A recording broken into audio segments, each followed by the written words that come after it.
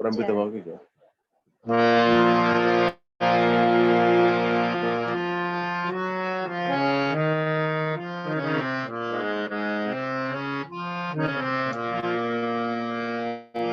बाबा नमो केवला बाबा नमो केवला बाबा नमो नमो केवल बाबा नमो केवल बाबा नमो केवल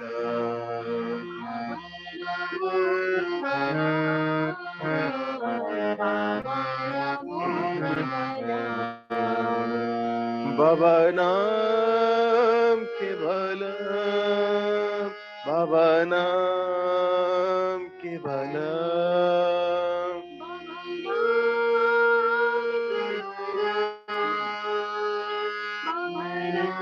नाम केवल बाबा नाम केवल बाबा नाम केवल बाबा नाम केवल बाबा नाम केवल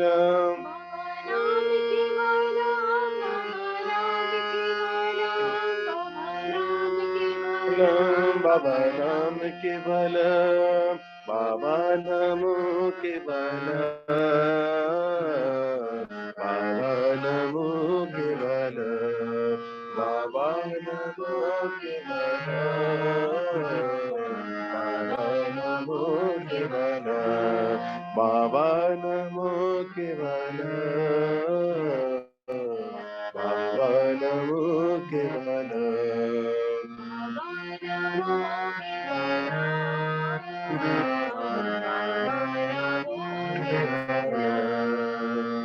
बाबा नाम केवल बाबा नाम केवल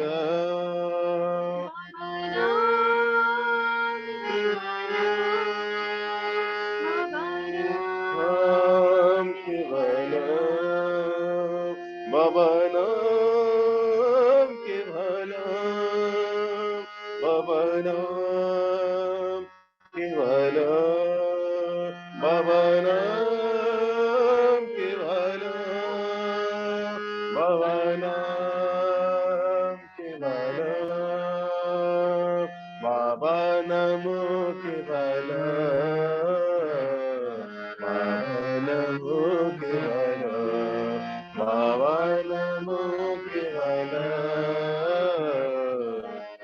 बाबा नमो केवल बाबा नमो केवल बाबा नमो केवल बाबा नमो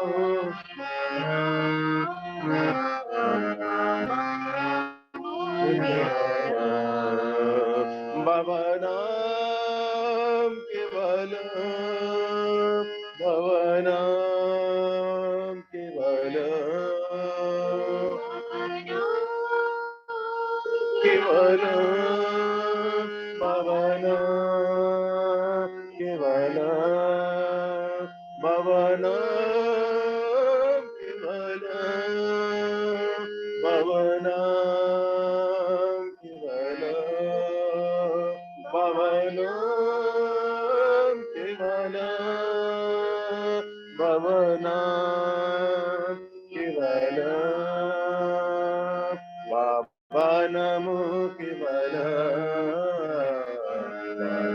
नमो केवल बाबा नमो केवल नमो केवल बाबा नमो केवल बाबा नमो केवल बाबा नमो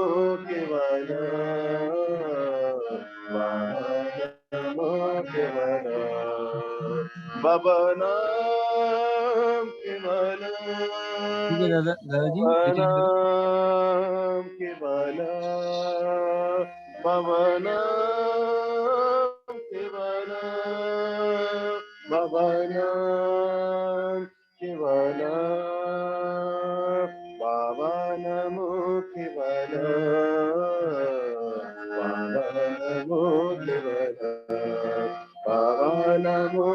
बाबा नमो केवल। परमपिता बाबा की जय। विश्व पिता बाबा की जय।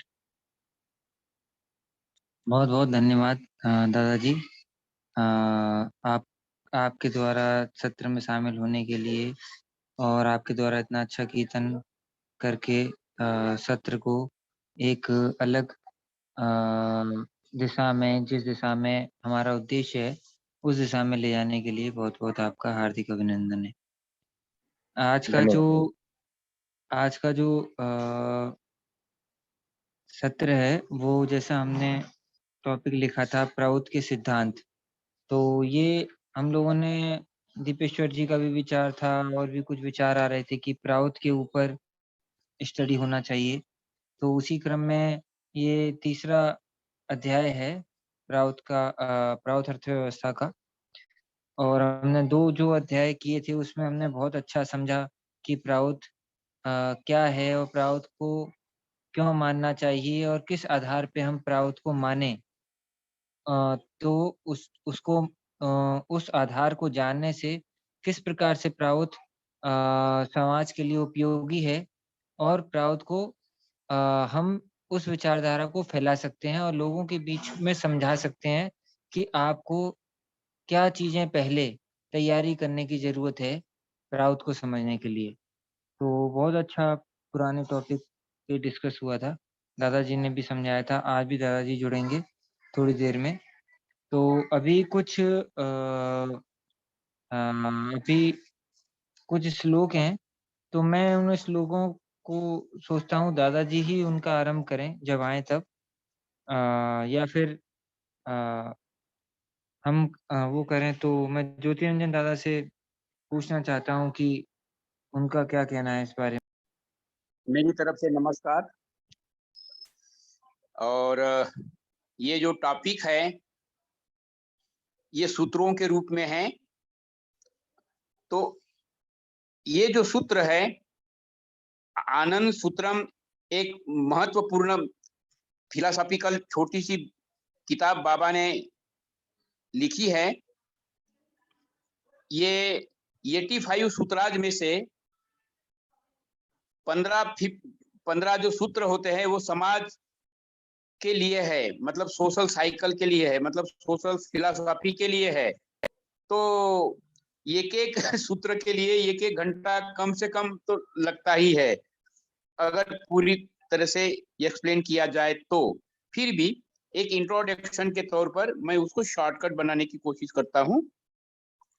तो जो सूत्रधार है अर्थात जो हमारे प्रेरणा स्रोत है वो है हमारे गुरुदेव बाबा आनंद मूर्ति जी उर्फ प्रभात रंजन सरकार। तो गुरु के रूप में जब रोल अदा करते हैं तो उनको हम लोग बाबा आनंद मूर्ति जी के रूप में पहचानते हैं, लेकिन फिलोसोफर के रूप में वो प्रेजेंट करते हैं तो श्री प्रभात रंजन सरकार के रूप में हम उनको पहचानते हैं।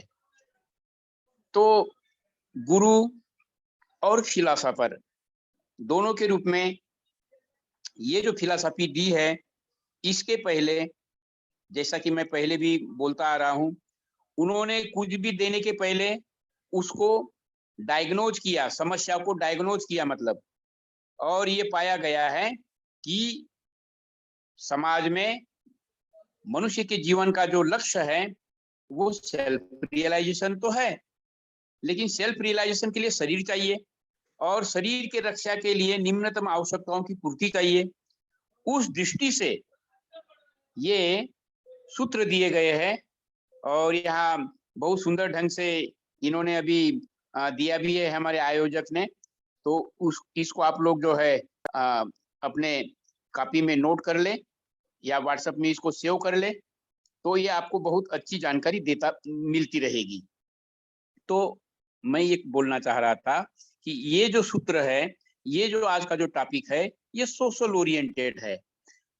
तो सोशल ओरिएंटेड का मतलब है कि आज हम लोग समाज में रह रहे हैं, तो इस समाज में रहने के क्रम में आज ये जो वर्ण प्रधानता चक्रधारायाम ये श्लोक इस तरह से जो बोला गया है, सामाजिक चक्र की गति हमेशा एक वर्ग से, मतलब एक वर्ण से दूसरे वर्ण में रूपांतरित होती रहती है। तो वो जो वर्ण है, शूद्र, क्षत्रिय, विप्र और वैश्य, तो हर युग में एक एक जो वर्ण है उसका डोमिनेशन रहता है, प्रभाव रहता है। तो यहाँ बाबा कहना चाह रहे हैं कि वर्ण प्रधानता चक्रधारायाम, ये जो समाज रूपी चक्र जो मूविंग फिनोमेना है, इसमें शूद्र, क्षत्रिय, विप्र और वैश्य, आज हम लोग अब इस स्थिति में आ चुके हैं समझने के लिए कि वैश्य युग होने के कारण अनफॉर्चुनेटली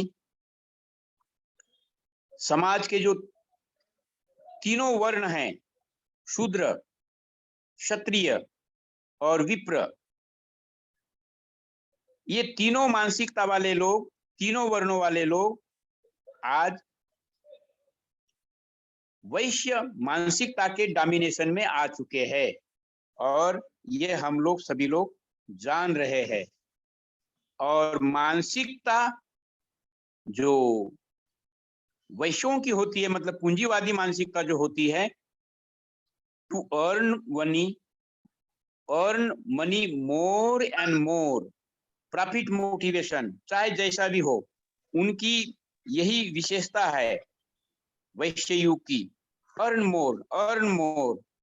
लेकिन इसका दुष्प्रभाव क्या होता है कि इस संसार के निर्माता ने जब इस संसार को निर्माण किया तो बहुत ही विवेक संगत ढंग से सब लोगों को एक साथ चलने की भावधारा से, संगचधम की भावना से, जो पिछले बार का क्लास में हम लोगों ने अटेंड किया, सब लोग एक साथ चलो। परंतु आज होड़ लगी है हाई पैसा, जीवन का लक्ष्य पैसा बन चुका है, जाने या अनजाने में। तो एक लॉ है साइकोलॉजिकल, और परमात्मा उसमें वो उस लॉ को लागू किया है, God fulfils the needs but not the grids. मतलब लालच की पूर्ति नहीं कर सकते हैं, आवश्यकताओं की पूर्ति हो सकती है।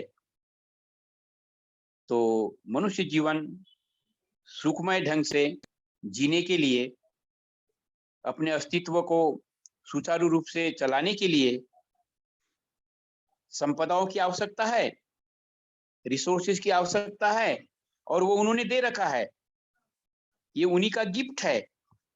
दूसरे शब्दों में, ये जो भौतिक, मानसिक और आध्यात्मिक संपदाएं हैं, ये परमात्मा की तरफ से बहुत अनमोल गिफ्ट है। इसलिए इन सारे संपदाओं के मालिक भी परम पुरुष ही है। अनफॉर्चुनेटली पूंजीपति मानसिकता ने यह समझ लिया है कि हम इसके मालिक है। इसीलिए गुरुदेव आनंद मूर्ति जी को यातनाएं भी भोगने पड़ी। जो पूंजीपति मानसिकता वाले जो विश्व है आज, विशेष रूप से अमेरिका और रशिया, ये एक सिक्के के दो पहलू ही है, पूंजीवाद भी और साम्यवाद भी। और आज साम्यवाद भी पूंजीवाद में ही रूपांतरित होते हुए सिर्फ नाम रह गया, लेकिन मानसिकता to earn more and more money and dominate the world, मैं सुपर पावर हूं, ऐसे भावना से आज चारों ओर अशांति फैली हुई है। विश्व स्तर पर कितने युद्ध हो चुके हैं और अभी कितने होते रहेंगे। ऐसे परिस्थिति में आए गुरुदेव और उन्होंने वो दूसरा सूत्र दिया, चक्र केंद्रे सद्विप्रा चक्र नियंत्रका। कहा कि ये जो समाज चक्र है, शूद्र, क्षत्रिय, विप्र और वैश्य, ये वन बाय वन वो घूमता रहेगा, ये प्रकृति का नियम है। तो यहाँ गुरुदेव ने एक नई व्यवस्था दी है कि ये जो सद्विप्र होंगे ये डी क्लास पर्सनालिटीज होंगे। बहुत इंटरेस्टिंग चीज है और ये नई चीज है। ये हम पार्टिसिपेंट लोगों को भी समझना है, ये चुनौती है हमको समझना। ये क्रांतिकारी विचारधारा है और दुनिया को जानकारी नहीं है, तो दुनिया को भी जानकारी देनी है। तो देंगे तो तब जब हम अपने आप में कन्विंस होंगे। तो कन्विंस होने के क्रम में एक नई बाबा ने यहाँ साइकोलॉजी दी है। ये शूद्र, क्षत्रिय, विप्र और वैश्य सारे चारों गुण एक व्यक्तित्व में लाया जा सकता है। उसको कहा गया है डी क्लास पर्सनालिटी। अर्थात एक ही साधक में वो साधक बन करके चारों गुणों को अपने में समाहित करना है। अगर हम चारों गुणों से परिपूर्ण हो जाते हैं, मतलब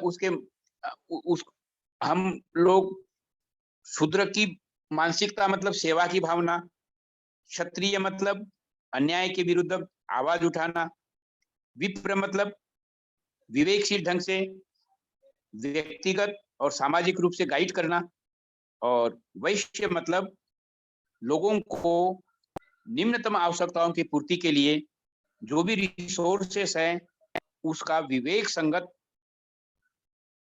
और ज्यादा से ज्यादा उसका इस्तेमाल हो सके, ऐसी मानसिकता के साथ ऐसी व्यवस्था दी गई है। तो इसको लागू करने के लिए बाबा ने एक क्रांतिकारी विचारधारा दी है, चक्र केंद्रीय सद्विप्रा चक्र नियंत्रका, जो डी क्लास पर्सनालिटी के रूप में ये चारों गुण अर्जित करेंगे और वे लोग समाज के धुरी में नहीं, समाज के केंद्र में रहते हुए इस समाज के मानसिकता वाले समाज को वो गाइड करते रहेंगे। जहां कमी होगी वहां उचित व्यवस्था लेंगे, जहां दंड देने की जरूरत पड़ेगी वहां दंड भी देंगे। तो इस व्यवस्था को लागू करने के लिए डी क्लास जब पर्सनालिटी की हम बात करते हैं, अर्थात शूद्र, क्षत्रिय, विप्र और वैश्यों की चारों गुणों को हम अपने में समाहित लाने के लिए, करने के लिए हमें भौतिक, मानसिक और आध्यात्मिक, ये जो तीनों ऊर्जा है, भौतिक ऊर्जा ये तो हम सब लोग जानते फिजिकल फोर्स है, इसको मानसिक फोर्स में चैनलाइज करने की व्यवस्था है, और मानसिक फोर्स को, मानसिक शक्ति को आध्यात्मिक शक्ति में रूपांतरित करने का विज्ञान है। उसी का नाम है अष्टांग योग साधना। अब ऐसा जो मैं कह रहा हूं, दूसरे शब्दों में ये जो सोशल फिलॉसफी है, प्राउड फिलॉसफी, ये प्राउड फिलॉसफी दूसरे शब्दों में 99% स्पिरिचुअल है, और मनुष्य के जीवन का लक्ष्य स्पिरिचुअल हो जाएगा, स्पिरिचुअल कल्चर बन जाएगी, तभी इस सूत्रों को हम समझ भी सकते हैं और लागू भी कर सकते हैं। तो 99% मनुष्य जीवन का लक्ष्य ये समझना जरूरी है प्रभुत्व के माध्यम से, प्रभुत्व के दृष्टिकोण से, कि ये जो संप्रदाय है ये मात्र सर्वाइवल के लिए है, ये जीवन का लक्ष्य नहीं है। और जीवन के लक्ष्य को समझने के लिए फिर अलग से जो फार्मूला है, morality is the base, sadhana is the way, and realization of the self is the goal. Realization of the self means realization of the param purush. क्यों? क्योंकि सृष्टि के निर्माण के क्रम में हम लोगों ने देखा है, ये सृष्टि का जो निर्माण हुआ है, हम परमात्मा के छोटे अंश के रूप में इस संसार में आए हुए हैं। तो हमें ही समझना है अहं ब्रह्मास्मि, हु एम आई, इसका आंसर है अहं ब्रह्मास्मि। तो अहं ब्रह्मास्मि के रियलाइजेशन के लिए आत्म अनुभूति की आवश्यकता होती है, और आत्म अनुभूति के रास्ते पर चलने के लिए योग साधना की आवश्यकता होती है। वो रास्ता है हमारा, वो मार्ग है, लेकिन उसका आधार भी नैतिकता है। तो इन गाइडलाइन के माध्यम से जब हम समाज को रीस्टैब्लिश करते हैं तो वो जो समाज होगा सद्विप्र समाज होगा। तो ये सद्विप्र समाज के लिए इतने आसानी से ये आने वाला नहीं है। इसके लिए आगे के जो सूत्र है मैं उस पर ज्यादा जाना भी नहीं चाहूंगा, लेकिन आप लोगों को इशारा करना चाहूंगा कि वो जो आगे के सूत्र जो है, ये जो आगे के सूत्र है शक्ति संपातेन चक्रगति वर्धनम। अब ये जो शूद्र क्षत्रिय वैश्य विप्र उसकी जो धारा है बढ़ चलती रहती है, तो इसमें बाबा कहते हैं बल दे करके उसमें गति लाना है। तो गति अगर बल दे करके लाएंगे तो वही हो गया विप्लव। और साधारण रूप में चलता रहेगा तो वो इवोल्यूशन के रूप में चलते रहेगा। तो क्रांति भी लानी है और क्रांति से आगे विप्लव के स्टेज में भी आना है। तो विप्लव के स्टेज के लिए शक्ति संपात करना होगा, अर्थात हम जो युवक लोग हैं, बुद्धिजीवी लोग हैं, विद्यार्थी लोग हैं, हम सब लोगों का दायित्व है कि अन्याय के विरुद्ध आवाज उठाने के लिए अपने संगठन को मजबूत बनाने का, और इस संगठन को मजबूत बनाने के लिए जो प्रैक्टिकल एप्लीकेशन होगा उसमें मूवमेंट के फेज में आना होता है। तो मूवमेंट के फेज में आने के लिए अल्टीमेटली संघर्ष करना ही पड़ता है मूवमेंट आगे बढ़ाने के लिए। और वो जो मूवमेंट होते हैं, एक होता है आइडियोलॉजिकल ओरिएंटेड मूवमेंट और दूसरा होता है इशू बेस्ड मूवमेंट। तो हम लोगों का अभी ये जो फेज चल रहा है, हम लोग आइडियोलॉजिकली लोगों को एजुकेट कर रहे हैं। जब लोग एजुकेट होंगे तभी वे लोग जो है इशूगत, अब जो करंट समस्याएं है उसको ख्याल में रखते हुए आंदोलन किया जाता है। उस दृष्टि से ये आगे के सूत्र है। तो हम लोग तो अभी पहले ही सूत्र पर है, पहले ही पॉलिसी पर है कि हमें आइडियोलॉजिकल मूवमेंट चलाना है, मैक्सिमम लोगों को एजुकेट करना है कि भगवान शिव और भगवान कृष्ण का अपडेटेड फॉर्म गुरुदेव आनंद मूर्ति जी आए हैं और उन्होंने हम लोगों को चुना है। इस बात को हमको आत्मसात करना है, अनुभव करना है और इसमें कॉन्फिडेंस डेवलप करना है। कॉन्फिडेंस जब तक डेवलप नहीं होगा हम कुछ भी नहीं कर सकते हैं। विश्वास सिद्धि प्रथम लक्षणम, विश्वास तो लाना ही पड़ेगा, कॉन्फिडेंस लाना ही होगा, तब फिर हम आगे कोई भी चीज कर सकते हैं। तो यहाँ सद्विप्र बनना एक हमारे लिए आज की एक आवश्यकता है। और इसी क्रम में मैंने जोर देकर के कहा था कि सद्विप्र बनने के लिए मनुष्य को शब्दों में नहीं बनेगा। मैं सद्विप्र बनने की जो एक साइंस है उसको मैं थोड़ा सा इलेबोरेट करूंगा।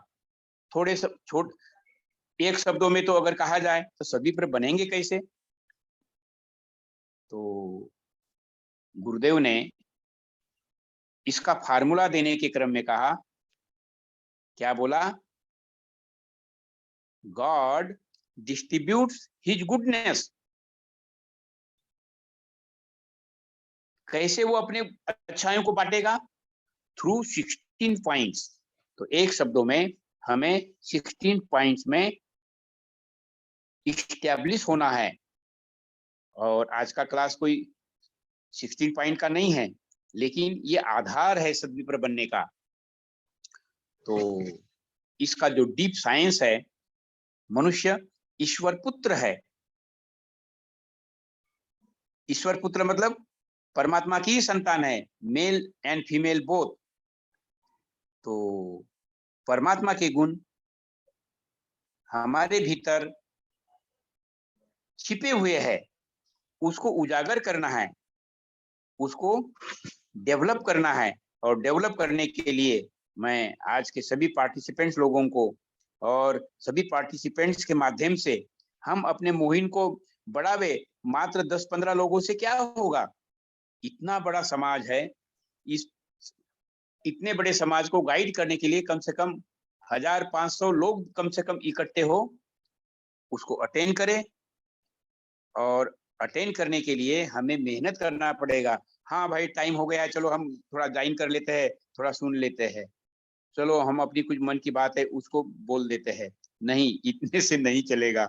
ये बहुत बड़ा आंदोलन है, और गुरुदेव हम लोगों से बहुत बड़ी अपेक्षा करके शरीर छोड़ दिया है, लेकिन उनकी ऊर्जा काम कर रही है अभी ही, और वो उनकी ऊर्जा हमारे माध्यम से काम कर रही है। तो उस ऊर्जा को ही हमें उजागर करना है। उसको उजागर करने के लिए अब हमारा ये जो व्यक्तित्व है ये 3 भागों में विभक्त है: शरीर, मन और आत्मिक शक्ति। तो ये जो शरीर है, ये देखने के लिए तो शरीर है, लेकिन आइए फिलॉसफी में बहुत गौर करते हुए ये समझने की आवश्यकता है, ये शरीर शरीर नहीं है। अगर ये शरीर नहीं है तो फिर क्या है? ये आउटर कवर है माइंड का, और इस आउटर कवर को ही कहा गया है अन्नमय कोश। तो मन की जब हम बात करते हैं तो this mind is in the different layers, different levels. So these different levels are known as also different layers. These are काममय कोश, मनोमय कोश, अतिमानस कोश, विज्ञानमय कोश और हिरणमय कोश। तो ये जो काममय कोश है, मनुष्य के लिए काममय और अन्नमय मिलकर करके ये कोश बनता है, मतलब ए और बी हो जाता है। तो कहने का मतलब है कि यहाँ भोजन का बहुत बड़ी जानकारी रहना आवश्यक है। तो वो जो भोजन है, क्योंकि बहुत सारे पार्टिसिपेंट्स साधक लोग हैं, मोस्टली साधक लोग हैं हम लोग, तो हम लोग ये जानते हैं कि भोजन नहीं, यह तो यज्ञ है, ब्रह्माग्नि में है आहुति। तो वो भोजन कैसे? तो प्रमिताहार। क्यों प्रमिताहार लेना है? कि हमें भोजन के द्वारा ऊर्जा लेनी है। और शरीर ये जो जड़वत है, जड़वत क्यों है? पंचमहाभूत का है ये शरीर। पंचमहाभूत के जड़ता के कारण, और ये पंचमहाभूत कहाँ से आए हैं? परमात्मा के माध्यम से जो प्रकृति है, प्रकृति को परमात्मा ने ही बांधने के लिए आदेश दिया। इस वजह से प्रकृति डोमिनेंट है, और प्रकृति जब डोमिनेंट हो जाती है उसमें जो तामसिक गुण है वो और ज्यादा प्रभावी रहता है। तो ये जो शरीर है तम प्रधान होता है, इसका नेचर है तम प्रधान। और जब तक तम प्रधान पर हम विजय नहीं पाते हैं, उसको सूक्ष्म नहीं बनाते हैं, उसको सबलाइम नहीं बनाते हैं, तब तक जो है हम अपने इच्छाओं का गुलाम बने हुए रहते हैं। क्यों? क्योंकि शरीर में बायोलॉजिकल मशीन के रूप में काम होता रहता है। तो ये जो बायोलॉजिकल मशीन के रूप में जब काम होते रहता है, फंक्शनिंग होती रहती है, उसको बॉडी केमिस्ट्री फंक्शनल रहती है, तो इच्छाओं का जन्म होता है। और वो जो इच्छाओं का जन्म होता है, उस इच्छाओं को विजय पाने के लिए ही हमें जो उपाय है वही है अष्टांग योग साधना। और वो जो अष्टांग योग साधना है, जैसे एक तो भोजन की बात हमने कही, प्रमिताहार, और इसी के साथ में यम नियम, आसन, प्रत्याहार, धारणा, प्राणायाम, ध्यान और समाधि। तो ये जो डिफरेंट जो लेयर्स है माइंड के, उसको हम लोग सबलाइम करते हैं, मतलब चैनलाइज करते हैं, अर्थात भौतिकता से मानसिक और मानसिकता से आध्यात्मिकता में उसको रूपांतरित करते चले जाते हैं।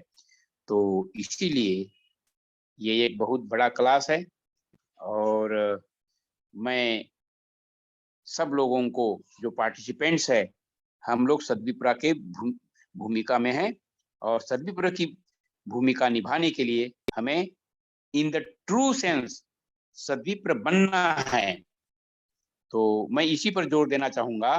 प्रसंगवत बहुत चीजें आगे बढ़ने के बेहतर हम कुछ करना चाहते हैं तो हमें कुछ बनना होता है, और बनने के लिए बाबा का जब फिजिकल प्रेजेंस हम लोगों के बीच में था, तो वो डंडा लेकर करके हम लोगों को उपवास कराते थे, आसन कराते थे, प्रमिताहार भोजन करने के लिए प्रेरित किया करते थे। प्रसंगवत एक ये जो मैं बोल रहा हूँ सारी दार्शनिक चीज रूप में, मैं थोड़ा एक इजी बनाने के लिए बाबा का एक छोटा सा घटना मुझको याद आ रहा है कि बाबा कैसे हम लोगों को एजुकेट करते थे। एक बहुत विद्वान अच्छे प्राउटिस्ट थे है, और बाबा के समय में वो कांटेक्ट में आ गए। बाबा उनको बहुत प्यार भी करते थे, और जो सोचते थे तो कभी कभी पूछने के लिए उनको मन में जब शंका हो जाती थी तो सोचते थे कि चलो मैंने जो मन में क्वेश्चन जो पूछना चाहता हूँ, ये तो बाबा को पता ही है, बाबा अंतर्यामी है, जरूर समझेगा तो जरूर आंसर देंगे। और बाबा जो है उनके उनके आमने सामने फिर बात करते हुए बोलते थे, तुम यही सोच रहे हो ना कि इसका क्या आंसर होना चाहिए। तो ऐसे वो अंतर्यामी के रूप में उजागर करते थे। तो एक घटना उसी तरह से है कि वो प्रचार करने के लिए गए एक दादा के साथ में, और बड़ी मजेदार घटना हुई।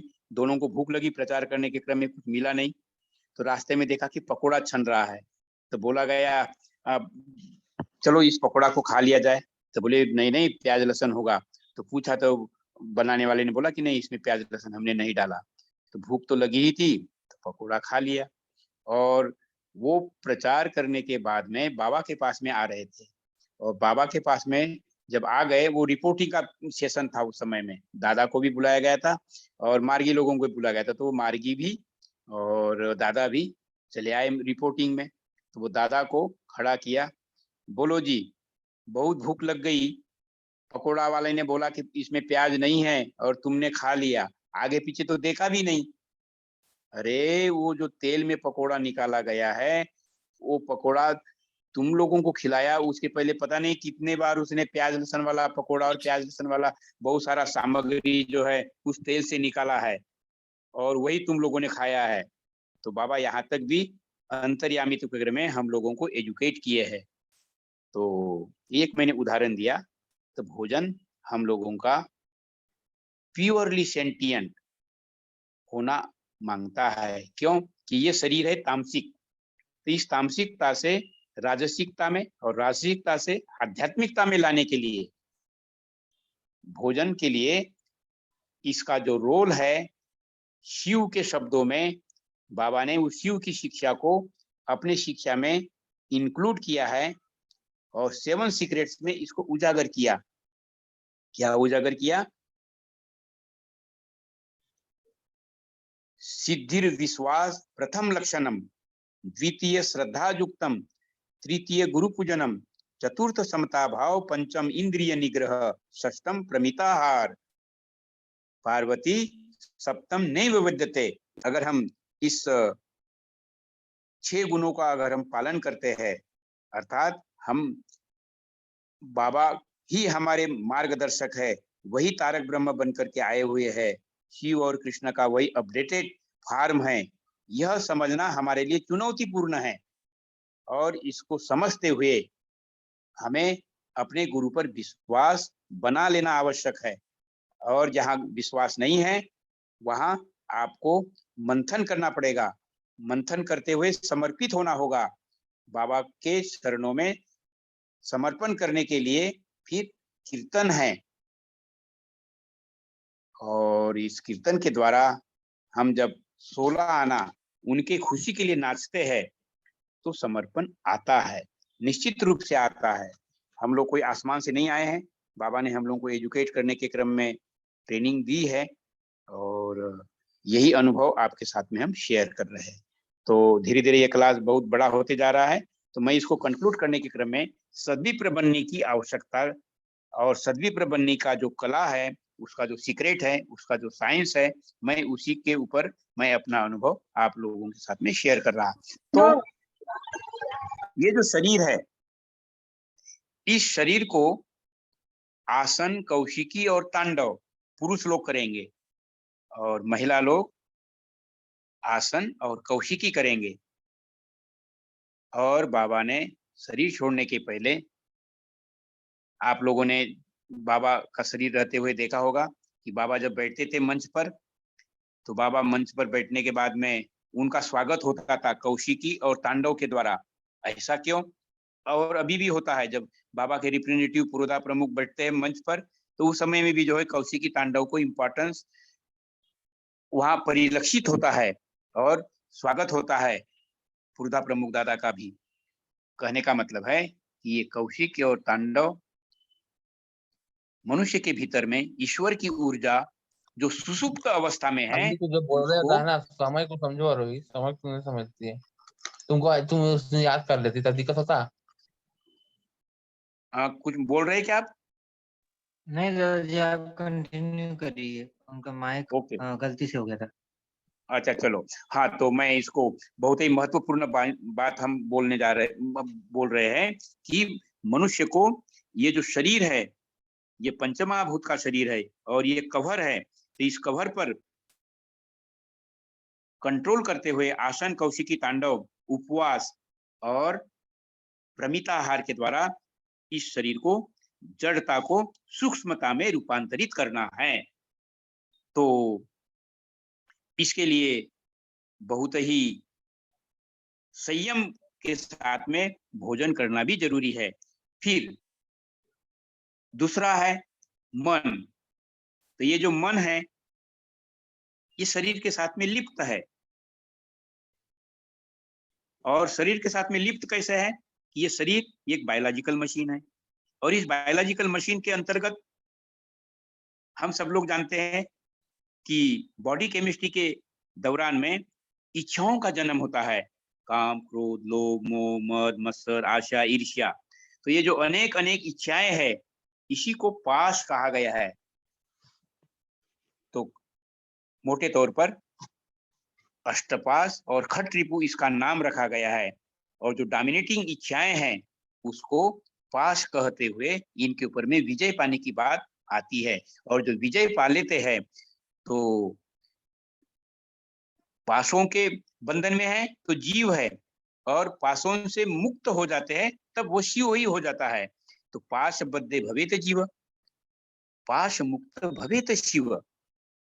तो पास बद्ध है तो जीव है, हम आप सब लोग जीव है। तो इस जीव के रूप में हमें अपने आप को प्रयासरत होता है कि हम लोग शिव के रूप में कैसे प्रतिष्ठित हो सके। तो उसी के लिए अब मन को इस पासों से उठाना है, मतलब पासों से ऊपर उठना है। तो पासों से ऊपर नहीं उठते हैं तो मनुष्य बुद्धिजीवी तो हो सकता है, लेकिन आत्मज्ञानी नहीं हो सकता है।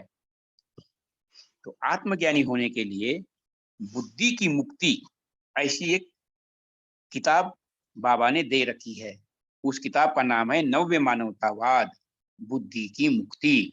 अंग्रेजी में उसका बहुत सुंदर नाम, उसी का रूपांतरण है new humanism, liberation of intellect. अब ऐसा क्यों बोलना पड़ा बाबा को?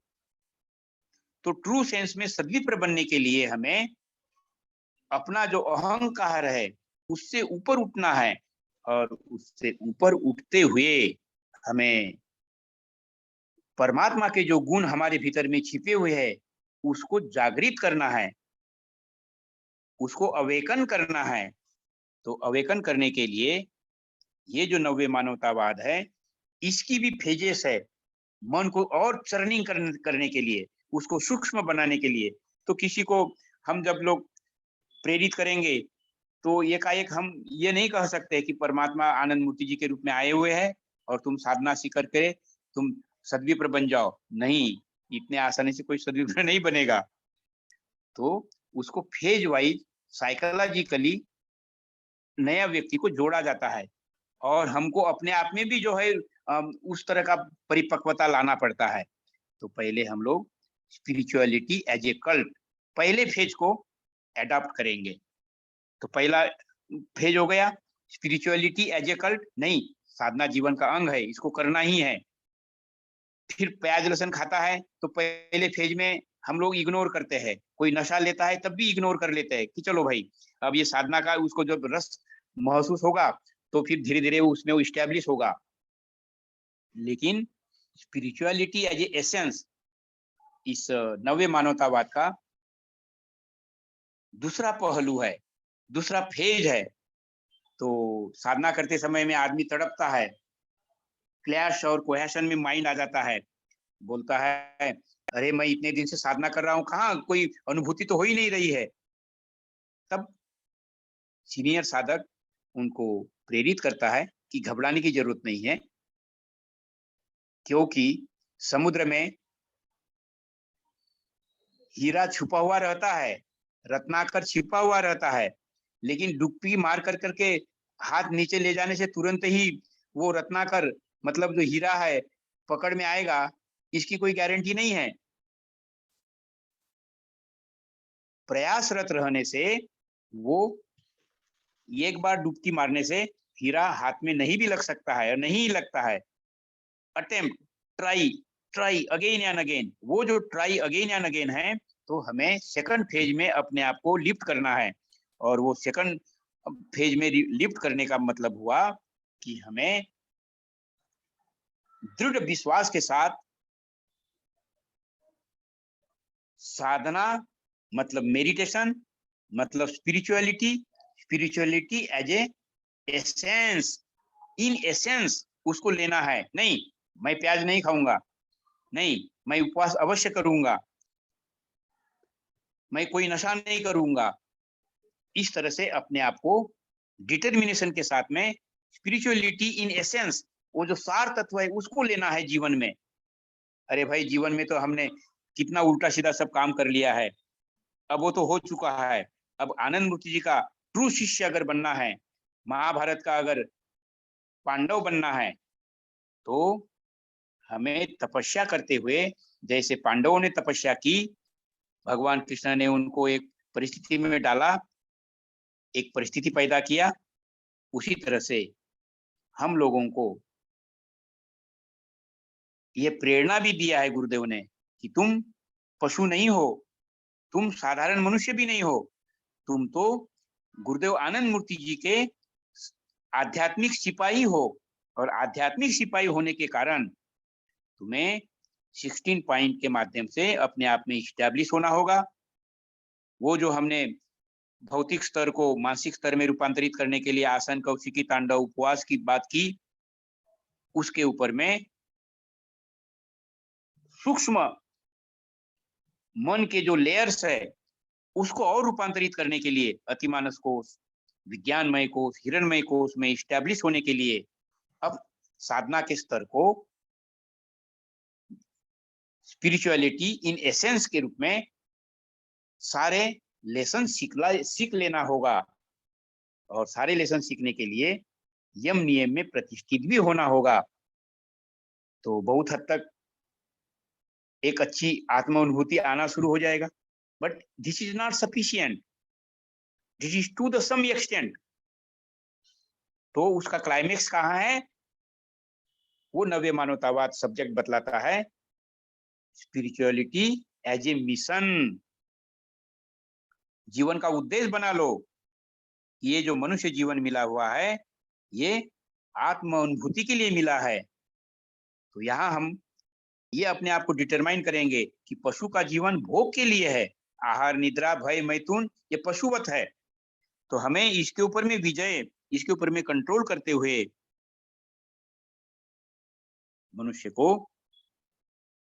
मनुष्य का जीवन साधना के लिए मिला है।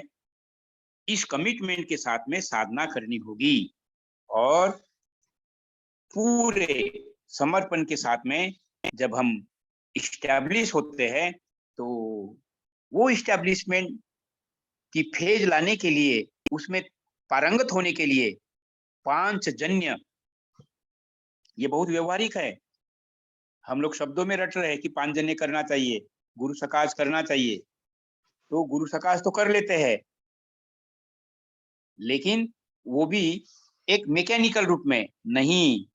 गुरु सकाश का मतलब है ये जो शरीर है ये मैं परमात्मा का मंदिर हूँ, मैं यंत्र हूँ परमात्मा का, और मेरे भीतर में वो परमात्मा बड़ा भाई मुद्रा के रूप में मेरे गुरु चक्र में विराजमान है और मैं उनके खुशी के लिए कार्य करने के लिए प्रस्तुत हो रहा हूँ। ऐसा भाव रखते हुए वो गुरु मुझे आशीर्वाद कर रहे हैं।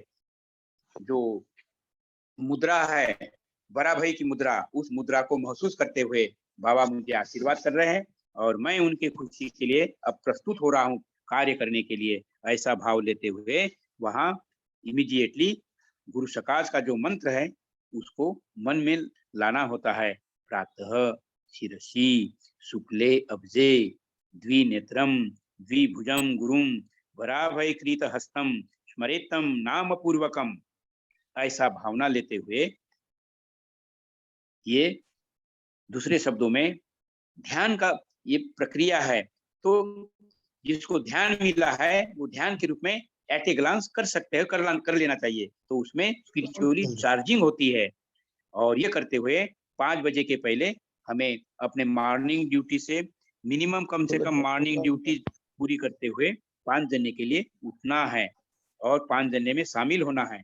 बाबा ने बोल रखा हुआ है ब्रह्म मुहूर्त, तो ये ब्रह्म मुहूर्त है। तो ब्रह्म मुहूर्त में जब हम बैठते हैं साधना के लिए और उसमें प्रथम बात एक भजन गाते हैं मिनिमम, संडे के दिन में 2 भजन गाते हैं और उसके बाद में हाथ खड़ा करते हुए कीर्तन का मतलब हाथ को उठा करके समर्पित भावना से कीर्तन किया जाता है। और कीर्तन करने के लिए नहीं करना होता है, कीर्तन डिवोशनल करना होता है। कैसे डिवोशनल कीर्तन किया जाएगा कि बाबा मेरे गुरु चक्र पर विराजमान हैं और मैं उनके खुशी के लिए नाच रही हूँ। ऐसे भावना से मन को गुरु सकाश के रूप में और भाव युक्त जब हम कीर्तन गाते रहेंगे समर्पित भावना से, उसके बाद में जब हम साधना में बैठेंगे तो 10 मिनट की साधना होती है, लेकिन उसमें काफी आनंद मिलता है और उस आनंद के साथ में ये साधना शुरुआत होती है। तो इतना तो हो गया। उसके बाद ये जो अष्टांग साधना है, अष्टांग योग साधना, इसके जो 2 लेसन हैं वो चक्रों के लेसन है। उस 2 लेसनों का नाम है तत्व धारणा और चक्र शोधन। तो ये जो तत्व धारणा है, माफ करना, मैं ये जो विषय सद्विप्र बनाने का जो विज्ञान है उसको मैं शेयर कर रहा था। मैं आगे के जो सूत्र थे उस पर मैंने आगे के लिए छोड़ दिया है, आगे के लिए होगा। तो ये जो इम्पोर्टेंट है सद्विप्र का concept in the true sense, तो सद्विप्र बनने के लिए साधना में हम डीप में जाएंगे। तो बहुत सारे लोग शुरू में, हम लोग आचार्य होने के नाते हम लोगों के साथ में एक कड़वा अनुभव जुड़ा हुआ है। सब लोग जो है इंटरेस्ट के साथ में सारे लेसन सीख लेते हैं, लेकिन जब सीख लेते हैं तो महंत बन जाते हैं, बोलते हैं कि ध्यान लेसन तो इम्पोर्टेंट है, उसी को कर लिया जाए, थोड़ा फर्स्ट लेसन कर लिया जाए। नहीं, साधना का आधार है, जैसे कि आसन कौशिकी तांडव इस शरीर को साधने के लिए है और मन को साधने के लिए ये आसन कौशिकी तांडव के साथ में ही चक्रों के जो 2 लेसन्स है ये बहुत इंपॉर्टेंट है। इसको पहले ही कर लेना है साधना की शुरुआत में, जब अकेले में साधना में बैठेंगे तो चक्र तत्व धारणा और चक्र शोधन। मैं जिनके संपर्क में आया हूँ नजदीक से, वो लोग मुझको जानते भी है कि मैं कड़वे शब्दों के साथ में थोड़ा डांट फटकार करके सिखाने की कोशिश करता हूँ, उसमें इस्टेब्लिश होने के लिए प्रेरित करने की कोशिश करता हूँ। मैं किसी का नाम नहीं लेना चाहूंगा, मैं बोलते जाता हूँ और लोग सुन कर करके उसको फारगो कर लेते हैं। ऐसे मेरे सामने बहुत कड़वे अनुभव है, इसीलिए मैं इसी बात पर जोर देते हुए आगे बढ़ रहा हूँ। तो दोनों चक्रों के लेसनों को बढ़िया से कर लेना है। तो पहला है तत्व धारणा और दूसरा है चक्र शोधन। तो यहाँ तो मैं जनरल ही प्रेरणा दे सकता हूँ आचार्य के रूप में, जिनको अलग से बढ़िया से इसको समझना है, अलग से संपर्क करना पड़ेगा। मेरा नंबर आप सब लोगों के पास में है और इसके लिए मैं आपको स्वागत करता हूँ, आइए अलग से पूछिएगा।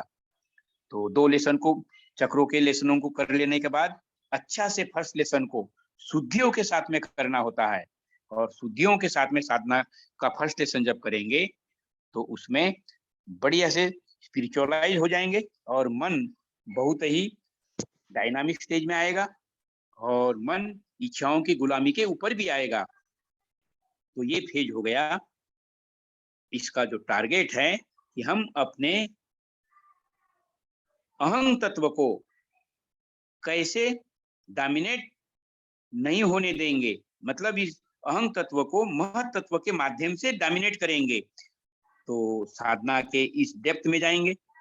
तब फिर आगे का लेसन है, फर्स्ट लेसन के बाद में प्राणायाम, प्राणायाम के बाद में ध्यान, और विशेष रूप से फर्स्ट लेसन प्राणायाम और ध्यान के द्वारा, और एक और भी लेसन है जो अलग से लेसन नहीं है, लेकिन उसको लेसन के रूप में ही अलग से समझना जरूरी होता है। मैं आचार्य के नाते आज उसका भी मैं जिक्र करना चाहूंगा।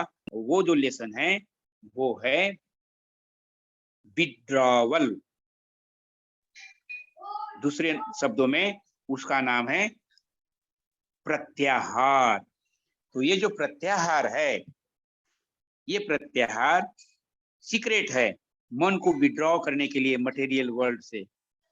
तो एक तो गुरु पूजा की जाती है इसमें, दूसरा सेकंड लेसन लेते हुए हर वस्तु जो हमें आकर्षित करती है उस पे सेकंड लेसन के द्वारा आरोपित किया जाता है मन को, और मन को ये रिमाइंड कराया जाता है कि अरे जिस वस्तु से मैं आकर्षित हो रहा हूँ, इस वस्तु को बनाने वाला तो मेरा परम पुरुष मेरे गुरुदेव है, वो कितने सुंदर है, तो मैं उनसे आकर्षित होऊंगा, ये दुनियादारी से क्यों मैं आकर्षित होऊंगा, ऐसा भाव। और गुरु पूजा में अनेक अनेक कलर्स के जो फूल होते हैं उसके माध्यम से अपने मन को हम समर्पित करते हैं, और ये जो कलर है यही मेंटल कलर्स हमारे हैं, उसी को हम लोग रूपांतरित जब करते हैं तो अहंकार से डिवोशन में मन रूपांतरित होता है। तो वही बोधि ज्ञान, वही आत्मज्ञान, वही आत्मज्ञान के द्वारा हम महत तत्व को पुष्ट करते हैं। और जब हम महत तत्व को पुष्ट कर लेते हैं तो जो आत्मिक शक्ति है जिसके माध्यम से परमात्मा हमें गाइड करते हैं, तो उसके गाइडेंस को हम रिसीव करने के कैपेबल बन जाते हैं। जैसे बिजली का तार है, तो एक होता है ऑर्डिनरी तार, दूसरा होता है बड़ा सोफिस्टिकेटेड तार। वो जो सोफिस्टिकेटेड तार होता है तो बढ़िया से वो कैच करता है। और मैं आगे बढ़ करके बतलाऊं, अभी मैं ये जो आज का लिंक खोल रहा था तो खुल ही नहीं रहा था जल्दी से, क्योंकि इसमें पासवर्ड डालना पड़ रहा था। मैं जल्दीबाजी में मैं जो है पासवर्ड की तरफ ध्यान ही नहीं दे रहा था, ध्यान ही नहीं जा रहा था। एक तो मैं लेट हो गया था आज किसी कारण से, मैं नई जगह पर आया हूँ, तो इसके वजह से ये उदाहरण देते हुए मैं ये समझाना चाह रहा हूँ कि स्पिरिचुअलिटी के डेप्थ में जानने के लिए इसका फार्मूला है।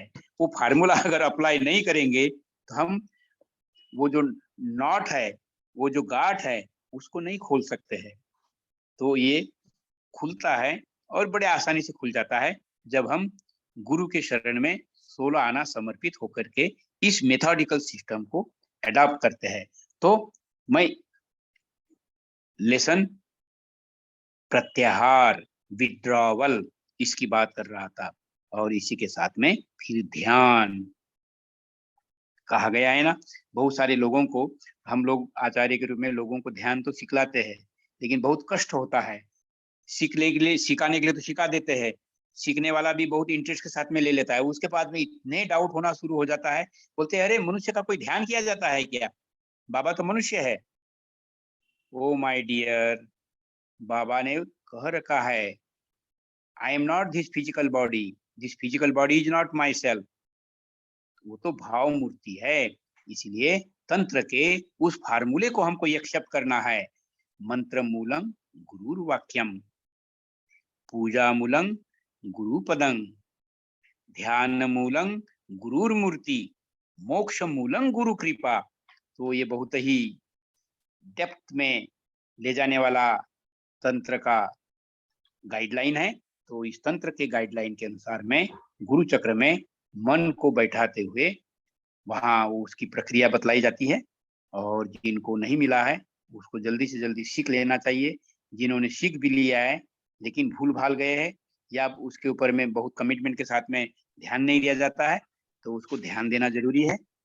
और ध्यान के माध्यम से हम गुरु के साथ में जब इस्टेब्लिश हो जाते हैं उनके साथ में, तो गुरु ही फिर हमारा कान पकड़ते हुए, हमारा हाथ पकड़ते हुए हमारे अहंकार को डोमिनेट जो करता है हमारा अहंकार, उसको डाइल्यूट करते हुए आत्मज्ञान की ओर वो ले जाता है और आत्म अनुभूति होती है। तो मनुष्य यही अनुभव करता है, बाबा कृपा ही केवलम, बाबा नाम केवलम।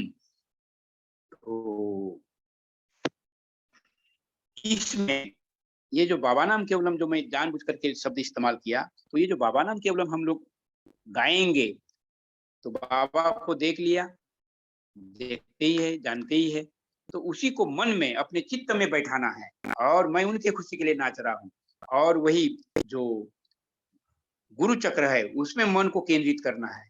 जिनको गुरु चक्र का भी नहीं कॉन्सेप्ट क्लियर हुआ होगा, वो सहस्रार को तो जानता ही है, तो सहस्रार में कॉन्सेंट्रेट करेंगे और मैं उनके खुशी के लिए नाच रहा हूँ, नाच रहेगी, इस भावना से बढ़िया से कीर्तन करके जब साधना में बैठेंगे, तो ये जो मैंने कहा कि हम अपने चित्त को अहंग में और अहंग से महत्त्व में रूपांतरित करते हैं, तो डायरेक्टली परमात्मा का गाइडलाइन हमें मार्गदर्शन के रूप में मिलना होता है। और उसी क्रम में विवेक और वैराग्य का प्रादुर्भाव होता है। तो विवेक और वैराग्य जब जागृत हो जाता है, तो निश्चित रूप से मनुष्य विवेकशील होकर वह सद्विप्र की भूमिका में आता है और उसी में फिर वो चारों जो साइकोलॉजीज है, शूद्र क्षत्रिय वैश्य विप्र, शूद्र क्षत्रिय वैश्य विप्र, शूद्र क्षत्रिय विप्र और वैश्य, तो ये डी क्लास पर्सनालिटी ऑटोमेटिकली बनती चली जाएगी और वो ट्रू सेंस में सद्विप्र होगा। और ये जो सद्विप्र होंगे, ये समाज के मार्गदर्शक होंगे। इसीलिए बाबा ने इस सूत्र के द्वारा कहा है, चक्र केंद्रे सद्विप्रा चक्र नियंत्रका।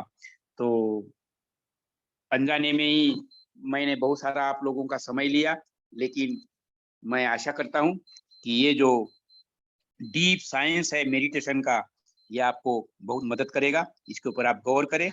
और हमारे आयोजक हम लोकेश जी ने बहुत मेहनत किया है, हमेशा से करते आ रहे हैं और मैंने देखा कि इन्होंने रिकॉर्डिंग भी की है और ये रिकॉर्डिंग आप सब लोगों को उपलब्ध कराएंगे।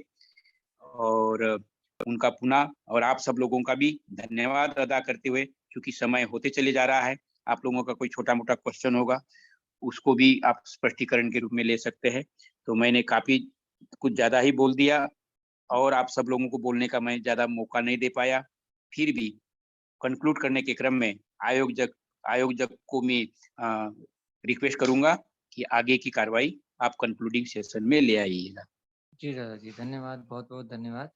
आपने बहुत ही महत्वपूर्ण बात बताई और जो आधार है, जिस प्रकार से हमको चलना है और इस पूरे क्रम को, प्रावत को समझना है, तो उसके लिए हमें सद्विप्र की भूमिका को समझना होगा और अपने अंदर वो गुण लाने होंगे। तभी हमारा जो काम थोड़ा-सा सुस्त हो जाता है कभी, वो उसको हम गति दे सकते हैं और उसमें चेतना जागृत कर सकते हैं। बहुत-बहुत धन्यवाद दादा जी हमें रिवाइटल करने के लिए। मैं सभी बहन-भाइयों से अनुरोध करता हूँ कि सभी कैडर हैं, अपनी जगह पर कुछ ना कुछ कर रहे हैं, करना चाहते हैं, तो उसके लिए दादाजी से कुछ प्रश्न आप रखिए कि क्या करना है आपको, कैसे ऊर्जावान बने रहें, कैसे आगे आने वाले समय में हम प्रावत के सारे कॉन्सेप्ट को समझने की कोशिश करेंगे। लेकिन उसके लिए दादा ने आज बताया कि हमारे अंदर वो ऊर्जा कैसे बने, हमारा व्यक्तित्व कैसे बने। तो उसी क्रम में आप भी कुछ पूछना चाहते हैं, आप भी अपने अंदर कुछ कमियाँ महसूस करते हैं, उसको दूर करना चाहते हैं, अपने क्षेत्र में, समाज में कुछ कर नहीं पा रहे हैं, चाहते हुए भी, तो आप कुछ पूछना चाहते हैं, प्रश्न आपके मन में है, तो आप दादाजी के सामने रखिए। You are welcome. Ji. Anybody, if any question is there, you are welcome.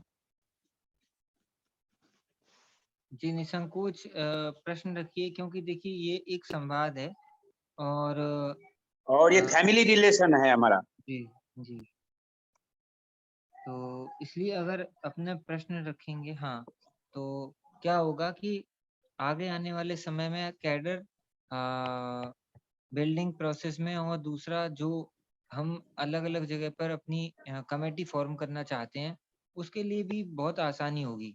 यदि आप लोग प्रश्न रखेंगे तो आप लोगों का निर्माण होगा, हम सबका निर्माण होगा। तो निसंकोच कुछ प्रश्न आपके ध्यान में है तो रखिए। कुछ भी आपने सुना है अभी तक तो उससे संबंधित कुछ भी पूछ सकते हैं, पूछिए।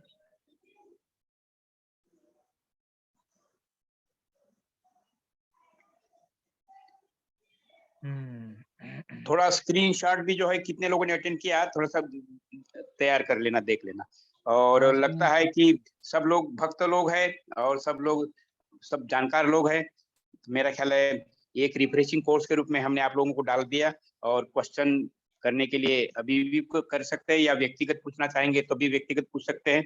अभी ऑलमोस्ट जो है 9:15 बज चुके हैं। मेरा ख्याल है बहुत सारे लोगों ने भोजन वगैरह भी नहीं किया होगा, जी जी जी तो ठीक है, देख लीजिए जैसा आप कहेंगे। जी ठीक है, तो इसको समापन करते हैं। जी तो 2 मिनट जो है सब तो लोग दादाजी ध्यान कर लेते हैं। जी या 1 मिनट कीर्तन करवा हो जाए, फिर 1 मिनट ध्यान।